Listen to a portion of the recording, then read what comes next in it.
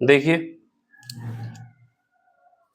Sample question paper 2024-25 में जो CBSE board ने दिया है उसके क्वेश्चन है, ठीक है। ये क्वेश्चन नंबर है 25। कौन सा है? 25। इसमें क्या है, बोला जा रहा है कि जो हमारा पैरेललोग्राम है उसकी दो एडजेसेंट साइड दी गई हैं, ठीक है। एक साइड का जो वेक्टर कोऑर्डिनेट है 2i - 4j - 5k है। दूसरी साइड जिसका कोऑर्डिनेट है 2i + 2j + 3k। तो सबसे पहले आपको क्या करना है, डायगोनल फाइंड करना है इसका। फिर जो डायगोनल निकलेगा उसका यूज करके हमें एरिया फाइंड करना है पैरेललोग्राम का। बस इतना ही करना है। ये मार्क्स 2 में आया था क्वेश्चन, ठीक है। देखो एरिया हमारा क्या होता है, अगर पैरेललोग्राम दिया हुआ है तो एरिया का फार्मूला होता है 1/2, ठीक है। क्योंकि ये वेक्टर फॉर्म में है इस वजह से क्या करेंगे, मॉड लेंगे। किसका लेंगे? जो हमारा डायगोनल निकलेगा d1 क्रॉस d2। समझो बात को। अगर एरिया हमें निकालना है पैरेललोग्राम का तो हमें क्या करना है, सबसे पहले d1 और d2 पता होना चाहिए। d1 क्रॉस d2 निकालेंगे, 1/2 करेंगे और d1 क्रॉस d2 का मॉड निकालेंगे, ठीक है। यही हमारा एरिया होगा। देखो इसने बोल दिया है कि एडजेसेंट साइड दी गई है, तो ये इसको क्या मान लेंगे, वेक्टर ए, और इस वाले को मान लेंगे वेक्टर बी। तो डायगोनल का फार्मूला क्या होता है, पहला d1 निकालना होता है तो वेक्टर a1 + वेक्टर a2 कर लो।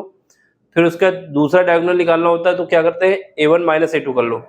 तो दोनों डायगोनल हमारे निकल आएंगे, ठीक है।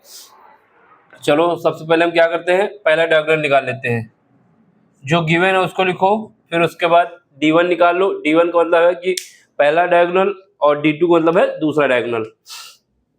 चलो फिर लिखते हैं। पहले a1 वेक्टर जो हमारे पास गिवन है मान लेते हैं क्या है, इस वाले को लिखो 2i cap - 4j cap - 5k cap. तो ये तुम्हारा हो गया वेक्टर ए। इसके बाद वेक्टर बी क्या है, वेक्टर बी है हमारे पास 2i cap + 2j cap + 3k cap. तो ये तो हमारा वेक्टर ए और वेक्टर बी हो गया। अब हमें क्या करना है, डायगोनल 1 निकालना है। तो उसके लिए क्या है कि दोनों वेक्टर को एडिशन कर दो। डायगोनल 2 निकालना है यानी d2 निकालना है तो दोनों वेक्टर को सेपरेट कर दो। तो d1 के लिए वी नो, क्या जानते हैं,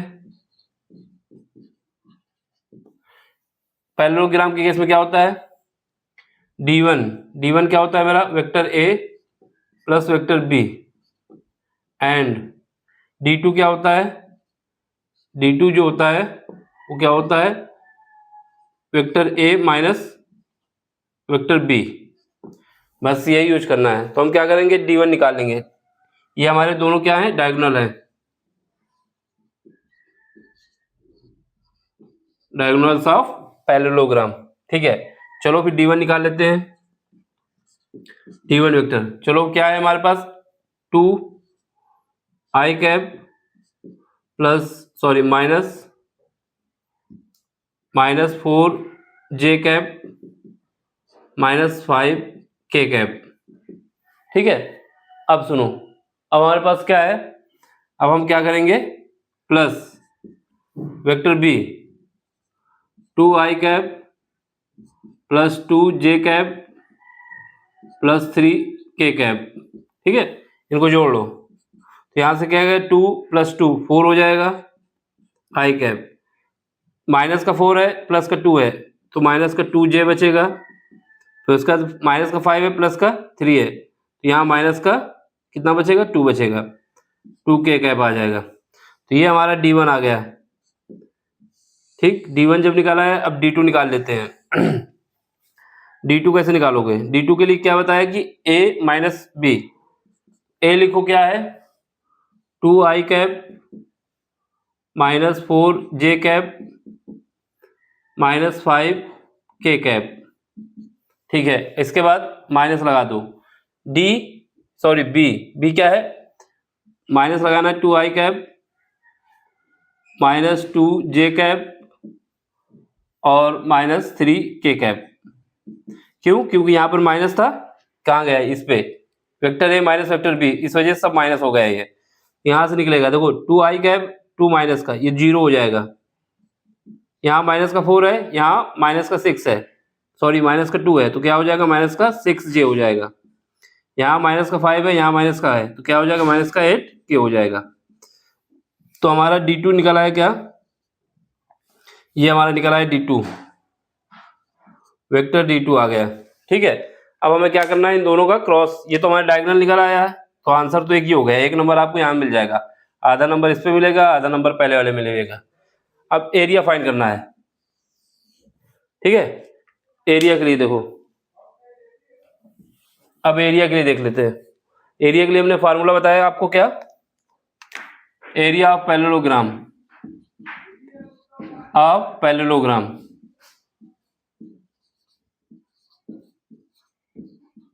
इसके लिए क्या बताया था हमने, ये बताया था हमने 1 से लिखेंगे, a is equal to 1/2 mod of d1 cross d2। अब हमारा काम क्या है, d1 क्रॉस d2 निकाल लें, उसका फिर मॉड निकाल लें, आंसर आ जाएगा। ठीक है, d1 क्रॉस d2 निकाल लेते हैं। चलो फिर सबसे पहले क्या है, d1 क्रॉस d2 निकालते हैं। तो इसको निकालने का क्या तरीका है, यहाँ पर i कैप, j कैप और k कैप। ठीक है, अब इसका देखो d1 के क्या है, 4 कोएफिशिएंट लिखने हैं, 4, ये डिटरमिनेंट के अंदर ये 4, फिर उसके बाद -2, फिर -2, यहाँ पे आओ 0, फिर -6, फिर -8। ठीक है, ये हो गया मेरा। अब हमें क्या करना है, इनका मल्टीप्लाई करना है।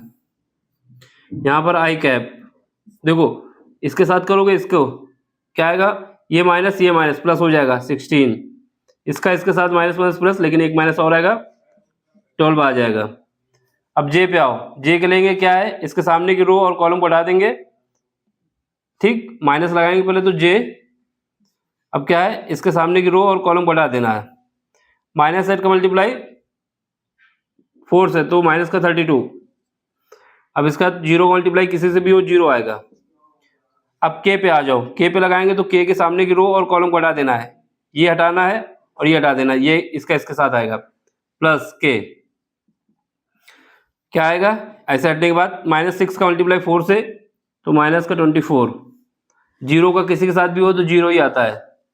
ठीक है, तो यहाँ से देख लो, यहाँ से कितना बचेगा, 4i कैप, यहाँ पे कितना है, 32 है।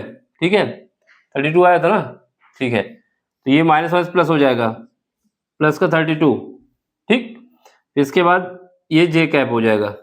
अब यहाँ पे माइनस का 24, ये के कैप हो जाएगा। ठीक, तो हमारे पास ये निकल आया d1 क्रॉस d2। अब इसका मॉड निकाल लेते हैं, यहीं पे d1 क्रॉस d2 का मॉड। चलो यहाँ पे क्या करते हैं, इसको अंदर रूट के अंदर ले जाएंगे, 4 का स्क्वायर प्लस 32 का स्क्वायर प्लस 24, ये माइनस है, कोई मतलब नहीं, स्क्वायर कर देंगे तो ये उसमें कोई ऐसा नहीं आएगा। ठीक है, अब यहाँ सबसे पहले हम 4 कॉमन लेते हैं, 4 स्क्वायर कॉमन आएगा बाहर, तो बाहर 4 बचेगा, अंदर क्या बचेगा, यहाँ 1 बचेगा, यहाँ पर 8 का स्क्वायर हो जाएगा 64। ठीक है, यहाँ पर कितना 6 बचा, 6 का स्क्वायर कितना होता है 36। ठीक है, अब इसको ऐड करो, तो यहाँ से हमारे पास 4, इनको जब ऐड करोगे तो कितना आ जाएगा 101, तो ये हमारा आ गया d1 क्रॉस d2, इनका मॉड आ गया है। अब हमारे पास एरिया क्या है, एरिया हमने बताया ये होता है, तो एरिया हमारे पास क्या होता है, a इज इक्वल टू 1/2, हमने मॉड वाला निकाल लिया, इसको रख दो, 4√101, 2 से काट दो तो कितना बचेगा 2√101, ये हमारा फाइनल आंसर है। स्क्वायर यूनिट स्क्वायर, ठीक है, यूनिट स्क्वायर, ये आंसर रहा। ठीक है, इतना ही है, देख लो, इसका स्क्रीनशॉट ले लो, जहां पर ना समझ में आया हो उसके लिए हमसे कमेंट्स करके पूछ सकते हैं। ठीक है, 2 मार्क्स का क्वेश्चन था। अब अगले लेक्चर में मिलते हैं। Thank you for watching.